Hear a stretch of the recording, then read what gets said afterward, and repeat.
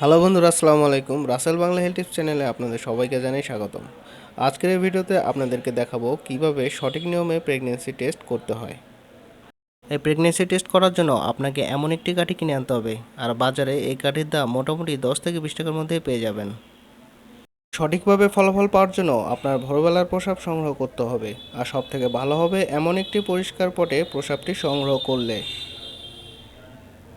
এরপর এই কাঠিটি নিয়ে ঠিক এইভাবে আপনার প্রস্রাবের মধ্যে ডুবিয়ে দিবেন।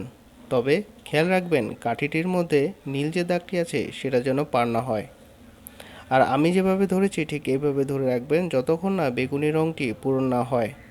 এরপর দেখবেন আপনার যদি পেটে বাচ্চা থাকে তাহলে দুটি দাগ আসবে। এবার বলি কখন এই টেস্টটা করবেন।